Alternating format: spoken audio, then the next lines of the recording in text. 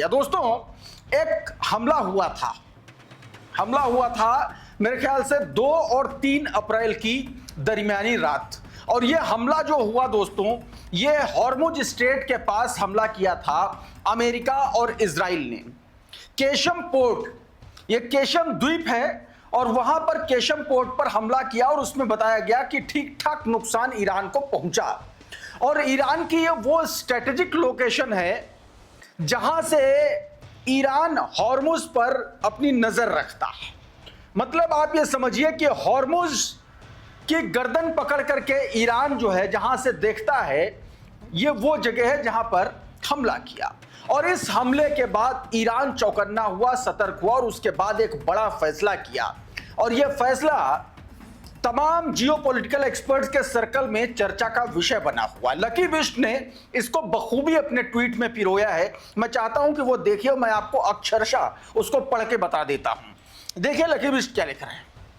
कहा कि अमेरिका ने हॉर्मुज के पास कशम आइलैंड पर हमला किया। यह ईरान के लिए बेहद इंपॉर्टेंट जगह है, और यहीं से ईरान पूरे हॉर्मुज पर कंट्रोल रखता है या नजर रखता है।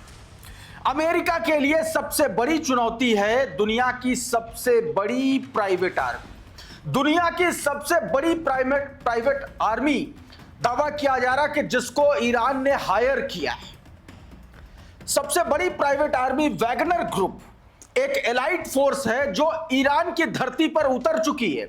मतलब ईरान पहुंच चुकी है और या उतरने वाली है।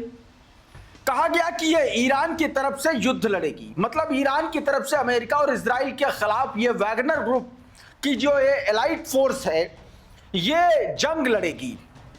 अपनी एलाइट फोर्स पर खूब छाती चौड़ी कर करके अमेरिका यहां कुदा देंगे, ये करा देंगे, वो करा देंगे, सब करता था। लेकिन उसी के जवाब में उससे और एक घातक फोर्स को ईरान लाया गया है या लाए जाने की तैयारी हो चुकी है। अब ये समझिए क्या होता है। आगे देखिए क्या बताया गया। कहा गया कि यह ईरान की तरफ से युद्ध लड़ेगी।